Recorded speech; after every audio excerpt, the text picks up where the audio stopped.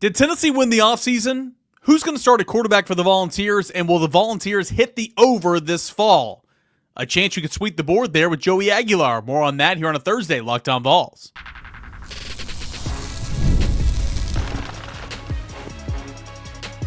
You are Locked On Vols, your daily podcast on the Tennessee Volunteers. Part of the Locked On Podcast Network, your team every day. Make it Thursday morning, everybody. Welcome into Locked On Vols. I am your host, Eric Kane. Appreciate you guys for being here, making Locked On Vols your first listen, your first watch each and every single morning. We are part of the Locked On Podcast Network, where it is your team every single day and every dayers.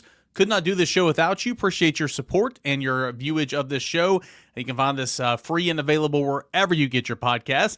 Today's episode is brought to you in part by our friends over at Monarch Money. Take control of your finances today with Monarch Money. Use promo code LOCKEDONCollege at monarchmoney.com for 50% off your first year. Again, a big shout out to our friends over at Monarch Money. Fun show coming up today. Going to have two guests on. Josh Ward for Ward Wednesday on a Thursday.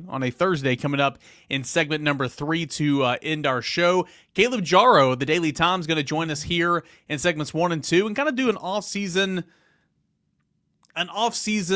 to-do list, if you will. Did Tennessee check this box? Did Tennessee check this box? Talking quarterbacks, support staff, win totals, optimism heading into fall camp, major concerns, all that and more coming up in segments 2 and 3. Caleb Jarreau of the Daily Times. So without further ado, let's get into my conversation with Caleb here on starting things off with, did Tennessee win the offseason? Caleb, did Tennessee win the offseason? I feel like at first glance it's like, well, not really. They lost a ton. They didn't add a whole lot from the portal, but it's all about a matter of perspective. Did Tennessee win the offseason in your eyes? Yeah, it's questionable when you look at, specifically for me, the wide receiver room, just because you didn't know going into the offseason that the whole wide receiver room would leave, and you didn't get really any flashy guys, I feel like, that kind of fill in the roles that you wanted. So I'm kind of torn on if they won the offseason. Obviously, you didn't play anybody, so you got that going for you. You didn't take a loss, but just looking at everything as a whole, the Nico thing too, depending on your perspective, like you said, I think from my point of view, obviously on-field wise, losing Nico is not good. That was a quarterback you had invested a lot of talent and money in and time in, thinking that next year would be kind of his year to lead Tennessee. But I think when you make the decision to cut him loose over money, I don't think you can consider that a loss. And I just wish, truthfully, that the wide receiver room would have been bolstered. The offense has a lot of questions. I still think your defense is good. So I don't know if I would go all the way to say that they lost the offseason, but I'm not as bullish on them as some people are in saying they won the offseason.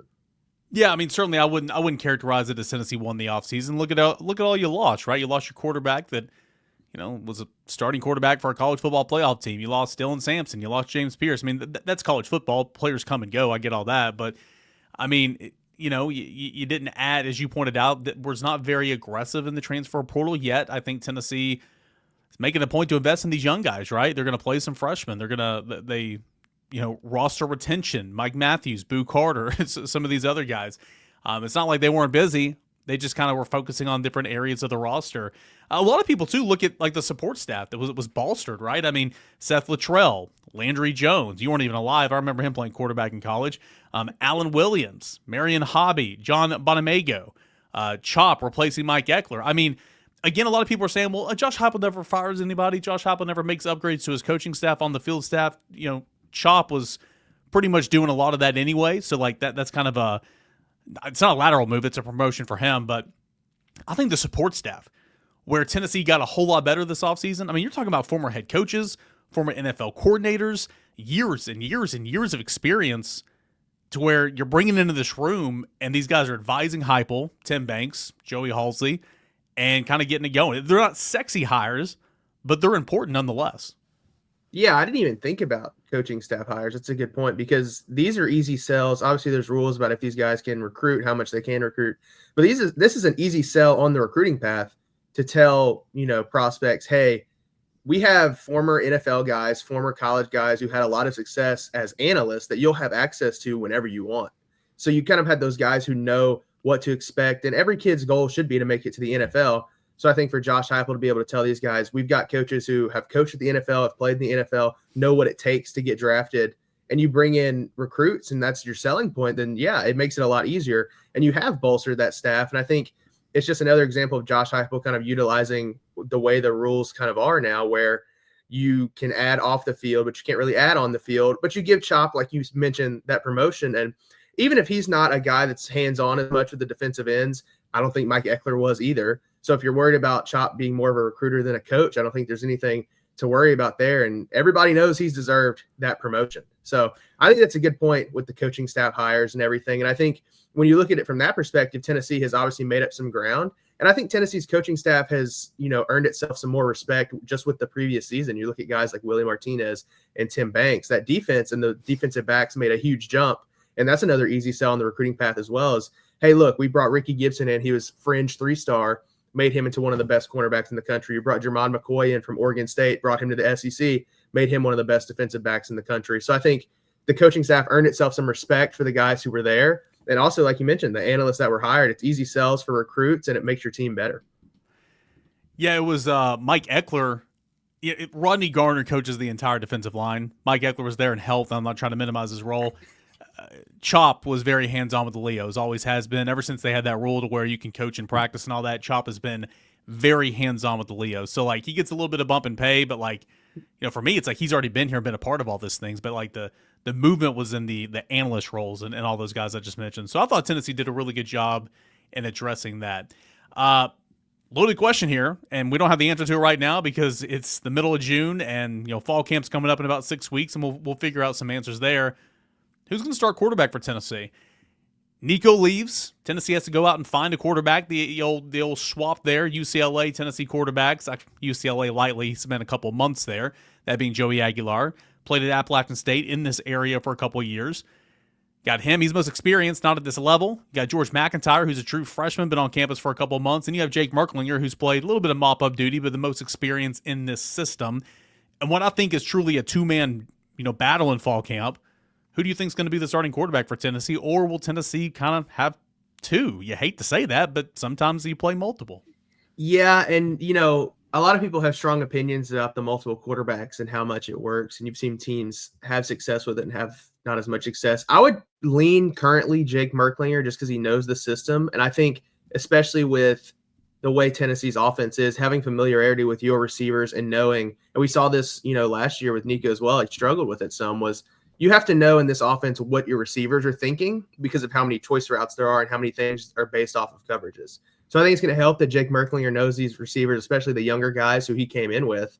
And I think that can help him win the job. Truthfully, I hope Tennessee goes with a 2-quarterback system, but I think they use, I'm wearing my Saints shirt, so I might be biased. I think they use Joey Aguilar in a Taysom Hill kind of role because we've seen his legs on film and how much he ran at App State, but his arm, he's got the arm power. It's just the decision-making was questionable. And in this offense, I don't think Josh Heupel will kind of, let a quarterback play that has questionable decision-making because Joey Aguilar escaped a lot of, sticky situations, I should say, with his arm power. But if you throw some of those balls in the SEC, there's a safety standing there that's going to pick it and probably take it back for a touchdown. So I think much about what you just said I hate. I don't think Tennessee's going to do a 2-quarterback system. I think you have to – I think it takes stress off of Jake Merklinger if you have packages for Joey Aguilar, and I think it gets Joey Aguilar on the field because, A, it makes it to where he doesn't have to learn the whole offense because that's a lot to ask for somebody in 2 months, and B, it takes some stress off of Jake Merklinger knowing that he gets some help offensively. So I think if you're going to try to get Joey Aguilar on the field, I don't think you want him running the normal offense. Let me rephrase that. I don't think Tennessee wants to do that, but maybe if nobody's taking the job, then potentially that's kind of how you start out. Or, and again, you don't want this. Maybe you pick a starter, doesn't do well, you switch week 3, week 4, whatever. We'll see what happens.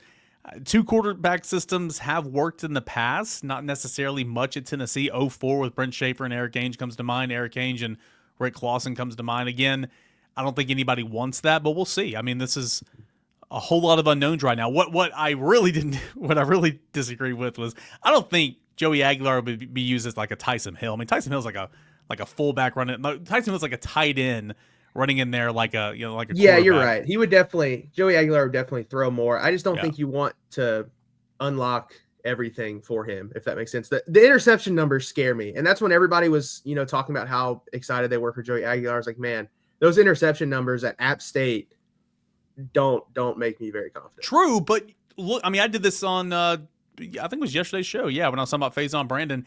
look at the quarterbacks in this Heupel offense. Go back to Missouri. Go back to Oklahoma.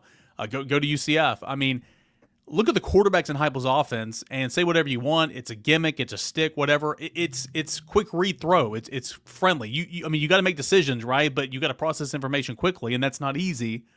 But the quarterbacks protect the football. I mean, Hendon Hooker had 5 picks in 2 years. Joe Milton had 5 picks in 23. Nico had 5 picks last year. For the most part, these quarterbacks protect the football. And so, again, we'll see how much Joey Aguilar can protect the football in this system. I'm with you. I mean, I don't think Josh Heupel's going to put a guy out there that's going to turn over the football, but I do think there is something to this offense, how quick it is. If you can process information in a hurry, get rid of the football, those turnover numbers cut down. And that's why I'm not making such a big deal about the 14 interceptions last year, 24 in 2 years. It's, can you get the system? Can you run it with tempo? And most importantly, can you process the information at a fast clip? If you can do all that, then I think Joey's going to be just fine.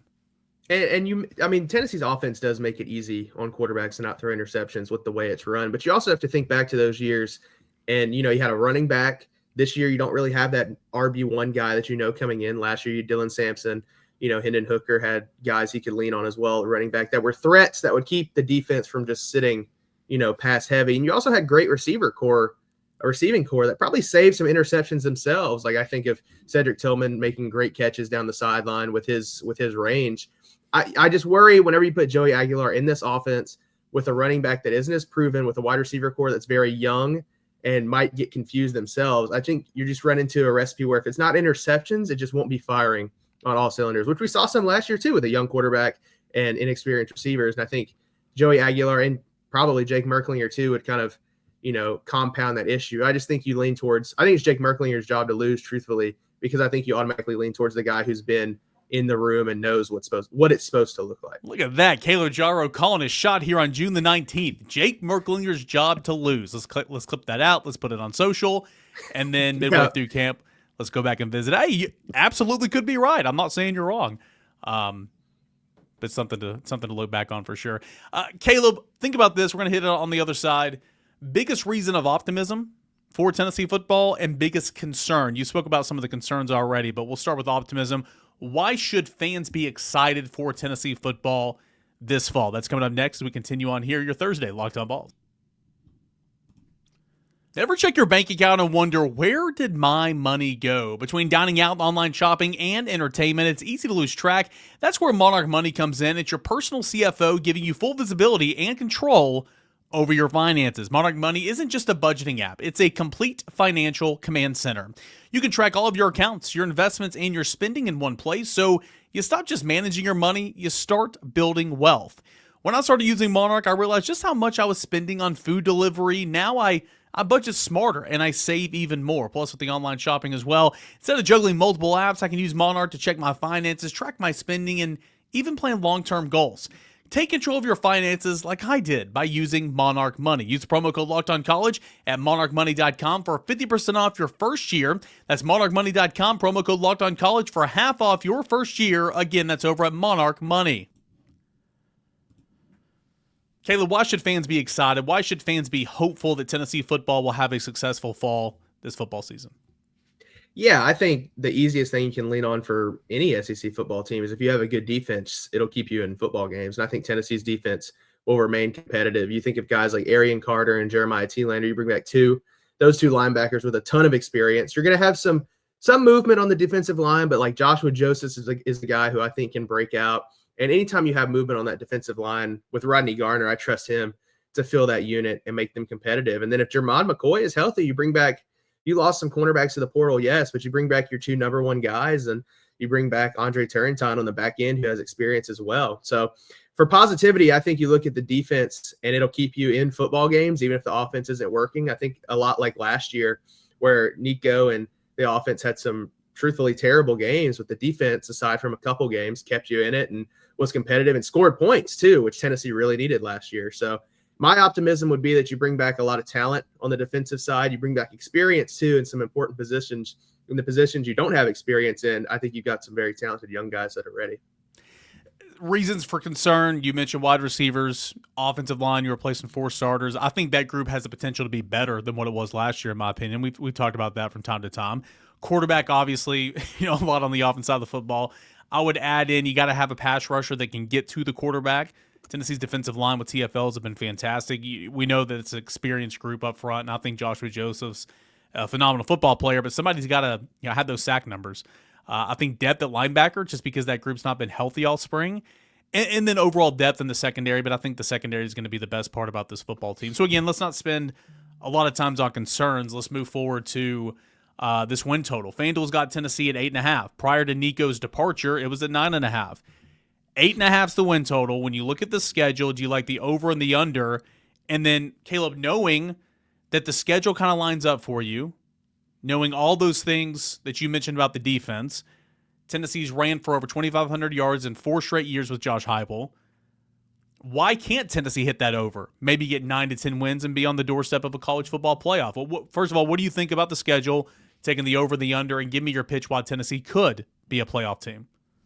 Yeah, I think, and I said this too when Nico left, I think your win total and your expectations for the season didn't change much when he left, just because of the way the schedule breaks out. You're going to get Georgia at home in week 3, which does not bode well for you. Obviously, Georgia is going to still be a powerhouse, and there's a mental hurdle, I would say, there.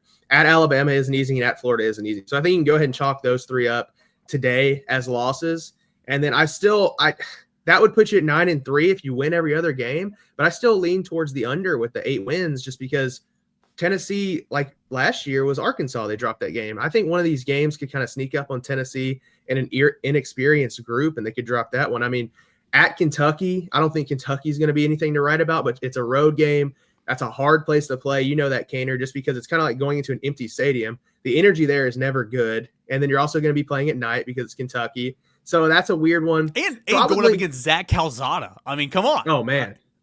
Wave the white flag when you walk into that. But I mean, I think I would lean towards the under and go 8 wins, just because I think your 3 games, like at Florida, is a tough one. I don't know if this is the team that can pull that one out. I really thought, the team that went down there a couple of years ago could have done it, but I don't know. I would lean towards the under, just because I think you get your 3 chalked up losses. Alabama's another questionable one, though. You could sneak a win there depending on what they look like. But I think you lose those 3 games, and then somewhere along the way you could lose another. I mean, shoot, Syracuse on a neutral site. You're going to have a new team, new quarterback, not going to know what to expect going into that game. Tennessee's a 2-touchdown favorite there, Caleb. I'm just saying, weird things have happened. It's football. So you got a new quarterback. You don't know what to expect. And, the Fighting Orange could sneak up on you. But and it's week 1. I would lean towards the under. Yeah. And I mean, it's week 1, that Syracuse game. It's week 1. It's a neutral site. I mean, we don't know anything about college football right now, right? We think we do. But, by week 4 or 5, we'll start to really know. My thing is, like, for Tennessee to hit that over, for Tennessee to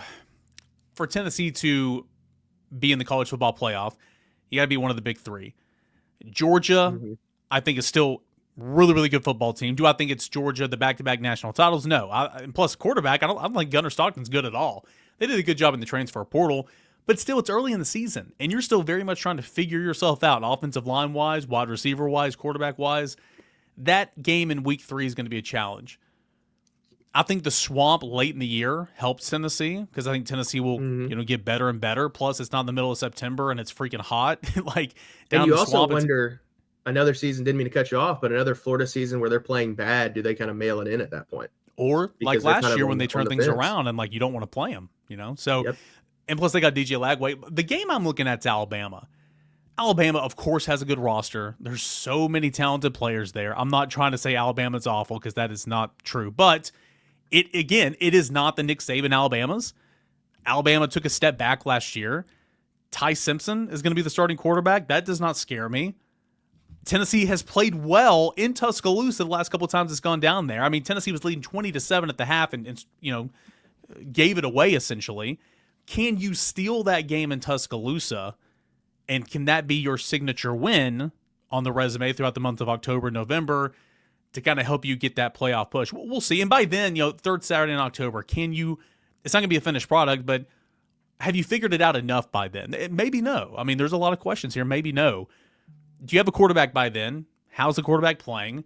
Defense is what we expect it to be. Is the run game what we expect it to be? Have some receivers come alive? If so, stealing that game down there in Tuscaloosa might be on the table, Caleb. Yeah, and I think you think back to whenever Joe Milton went down there, they had that game in hand, and then it all kind of fell apart after halftime. But I think, like I said, that was one I would question. Is I think I would lean towards Alabama right now, not having seen either team play a football game just because of the name brand and playing at home. But that's one you circle because Alabama is still under Kalen DeBoer, still a question mark. They'll have a new quarterback too next year. What will their wide receiver room look like? They lost, best wide receiver in college football. So I wonder, or they bring back the freshman who is really good. I don't know why. I was going to say he's 18 years old now, Ryan Williams, pretty good player. Yeah, Ryan Williams, but still, you bring in a new quarterback. So what's the point of, your best receiver if you don't get him the ball? What's it matter? And we saw last year how Jermon McCoy was able to guard him.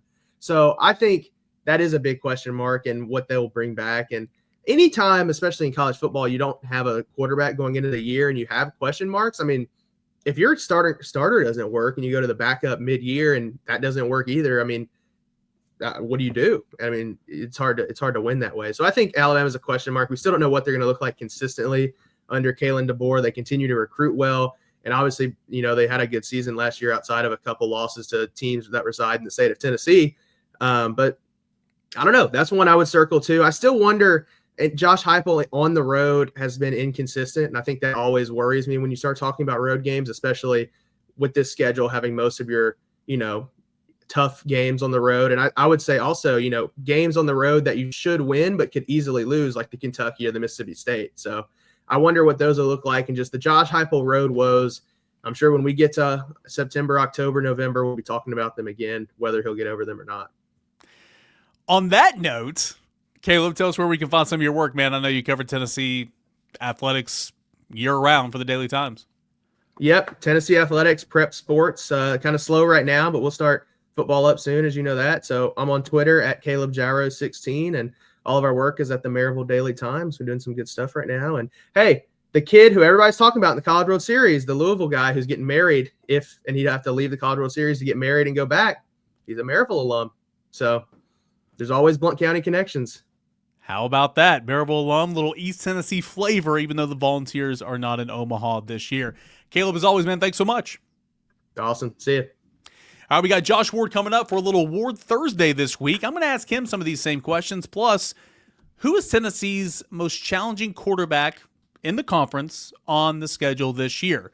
Where does Diego Pavia reel in? All that and more coming up next right here on Locked On Vols.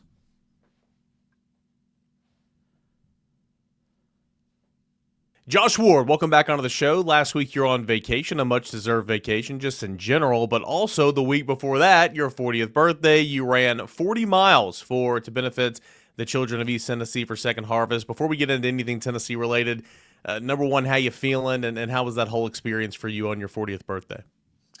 Yeah, I feel good. 2 weeks removed now, so the legs and body have recovered really well, and the first few days after were a slow grind to get back, but it was quite an experience. It was beyond challenging. I knew that it would be very hard. We talked about that, but that was part of the goal there, was to do something that would be really challenging that I hoped would grab some attention, and with that, raise some money for Second Harvest. And that was the main goal. And I think it was a success. It's still live. We have the virtual food drive that's still going, and they keep it going because the money can continue to come in to help. But we've raised close to $21,000 from the food drive connected to my 40-mile run. And that was what it was about. And I ran the 40 miles, had people come out and do some miles with me, which was really cool. But there's no way we hit that number without all kinds of help, people pitching in, obviously people donating. So I came out of it with extreme gratitude for all the people that wanted to help. And I mean, the goal was what, 5,000, and you raised over 20,000. I mean, that's just that's incredible for the people to step up.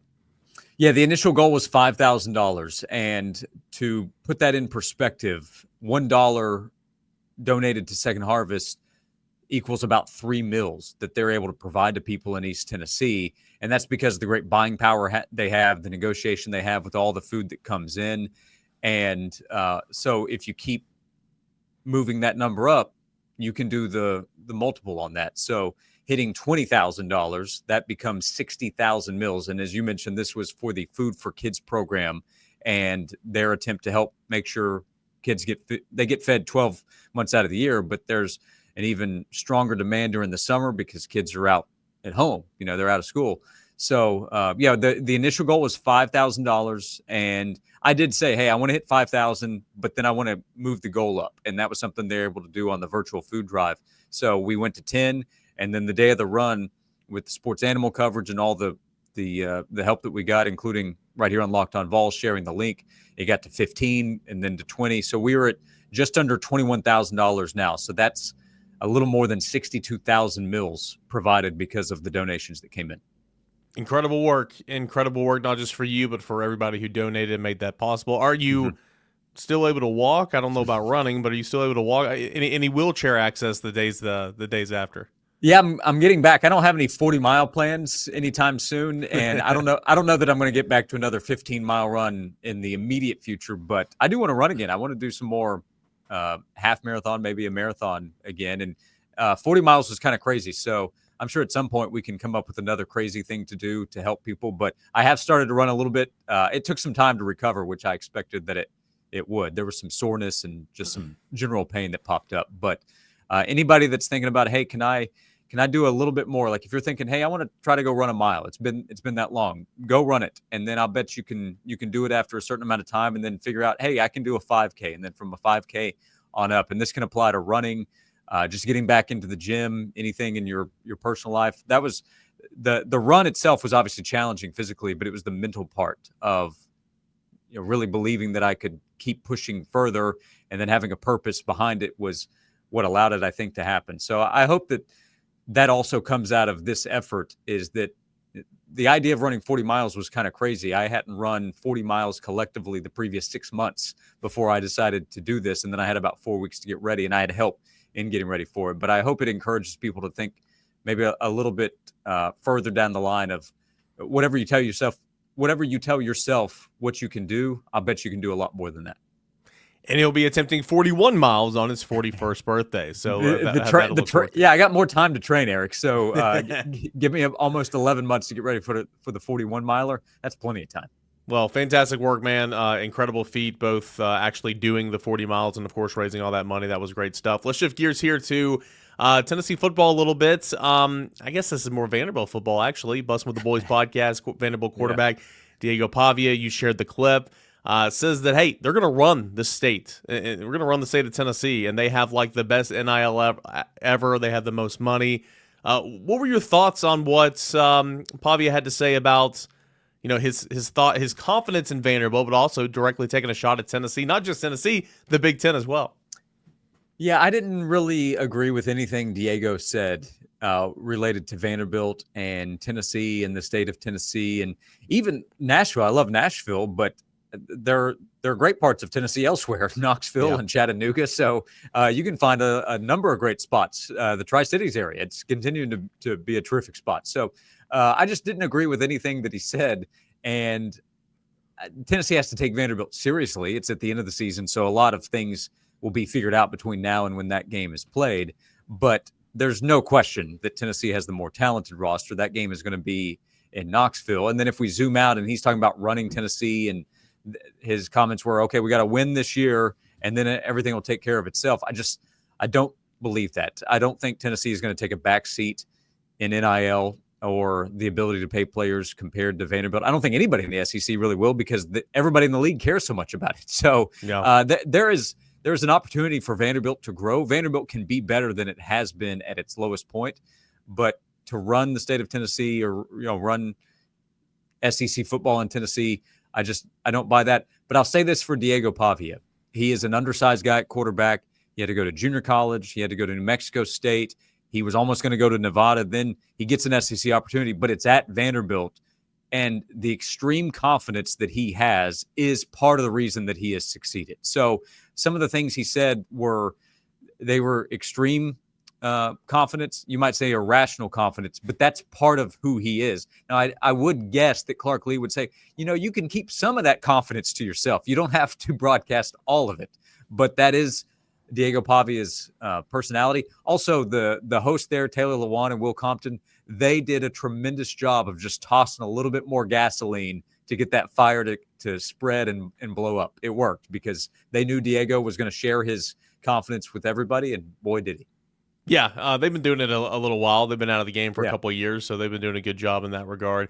I love, from a college football perspective, I love that. I think it's Same awesome. here.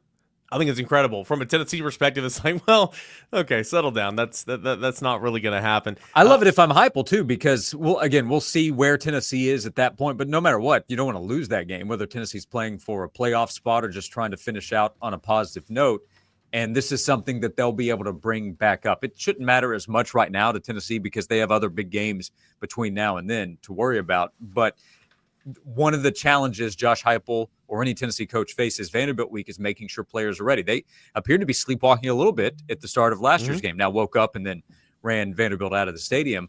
But now Tennessee has something to come back to in late November when it's time to play Vandy. Yeah, I mentioned this on the show yesterday, just in the simplest of all simplest terms. Why Vanderbilt's never going to run this state? Well, I understand the transfer portal is very much a factor. Brought Diego Pavia to Vanderbilt, but 2026, they're currently 43rd in recruiting rankings. They were 72nd last year, 39th 2 years ago, 52nd 3 years ago, 34th 4 years ago, 56th 5 years ago, and 54th 6 years ago. That is not getting it done. So that's not running anything. That's not running. No. That's not running Nashville. Whatever county is Nashville. What is it? Was it Rutherford County? That's not running anything. So, I thought that was interesting there. No, it's not. It's still going to be about the players, the Jimmies and Joes. Can Vanderbilt pull off an upset of Tennessee or another high-level SEC team? Sure, they beat Alabama last year. So they deserve all kinds of credit for that win, for beating Auburn. No doubt. So, again, I'll credit Pavia for what he did last year at Vanderbilt. He's brought a little more credibility to them. But if we're talking about running things, which means you're going to be at the top or near the top, heck, even you brought up the Big Ten thing. Speaking on behalf of the SEC versus the Big Ten, Vanderbilt's still behind where Ohio State and Michigan are and Penn State and several others for sure. So I love the personality of Pavia. That's a part of why he has succeeded at the level that he has. But that doesn't mean that everything he said was correct. He even mentioned during the interview that the goal this year is to win the national championship. And Taylor Lewan, had a look in his face and I think responded, well, I don't want to be rude here, because everybody knows Vanderbilt's not winning the national championship. No. They don't have a shot. They don't have a shot to win the national title. And he said it'd be disappointing if they don't win it at Vanderbilt, speaking of Pavia. So that, again, comes back to the irrational confidence, but that's part of what drives him to be who he is. But it'll put a bigger target on Vanderbilt in terms of, hey, let's make sure we put Vanderbilt back in its place this year. That's for Tennessee. That's for Alabama. That's for several others. Texas got pushed by Vanderbilt last year. It's going to be tougher, I think, for Vandy this year against the Longhorns. Well, can't thank him enough for bringing all this content to us in the month of June, the middle of the month. And my last question for you, kind of on that note, extremely talented player. I kind of went through and ranked Tennessee's quarterbacks in the SEC that they're going to face this fall, and he was number 2 on my list. I mean, he's certainly up there. Now, again, Tennessee's schedule is not the most daunting in the Southeastern Conference. I recognize it's still tough. Alabama, Georgia, Florida, I get all that. But DJ Lagway's at number 1 for me. Then there's Pavia at number 2. Would you have him there at number 2? Would you have him flip with Lagway? And then, who are some other quarterbacks in the SEC that Tennessee set to face that might be better than Diego Pavia right now? Well, man, I don't know. I have a lot of respect for what he did, and now he'll be in his second season there, and he has plenty of experience in the offense because that kind of transferred over from New Mexico State. But I kind of look at upside, and on the show on Josh and Swain, we've talked about Georgia's quarterback situation. I'm very interested to see how that plays out. Gunnar Stockton was a pretty highly ranked guy. So from a talent standpoint, he doesn't have a ton of experience. But my thought there has been, okay, they brought in some help at wide receiver, some transfers that I think could be really good this year. And I wonder, are we sleeping on Georgia because of the unknown and how the season didn't finish great, with how the game went against Notre Dame? My guess is that Gunnar is going to perform better than we talk about him this summer. My guess is that if it's Ty Simpson or if there's a change during the season, that things are going to still work out pretty well at Alabama at quarterback. When things are good for Taylor Green, I like him a lot at Arkansas. Now, when he makes mistakes, when he turns the ball over, but he performed pretty well against Tennessee before the injury late in that game. So I think I would have him down the list just playing the upside game. But in terms of the ability to outperform expectations, that's where I give a ton of credit to Diego Pavia. So I think I would have him down the list, lower than where you have him. But the margin from 2 to 3 to 4 is very tight, at least going into the season. Yeah, I mean, there's a lot of turnover at that position in the SEC this year. Again, not a whole lot of name valued on this list here that Tennessee is going to be playing. I mean, Lagway's at the top for me. Pavia is number 2. John Mateer was number 3 for me. Talon Green you mentioned, because I saw him. He might not have done it all year long, but I saw him drop dimes against a really good defense, that night in Fayetteville. Yeah, I skipped over Mateer, sorry, but didn't mention his name as you did, which was good. But he's getting a ton of hype. So he has the unknown of stepping up from Washington State to the SEC. His upside, I think, is much higher.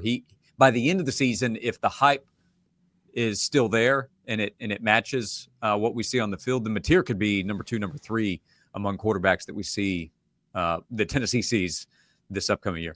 Yeah, no doubt. Then you get into the Stockton, Simpson, Chapin, Calzada. Woo! That backstretch, not the most talented, at least on paper. Yeah, Tennessee fans probably glad that Lenore Sellers is not on the schedule, that South Carolina hopped off a couple of years ago. Yeah, no doubt, especially for the 2025 season. Josh, a couple minutes of overtime here, but as always, man, thanks so much, and look forward to speaking with you next week, seeing what's going on in the world of Tennessee athletics and maybe baseball transfer portal news. Who knows? A lot. Feels like it's still a lot going on right now, even though it's no sports happening.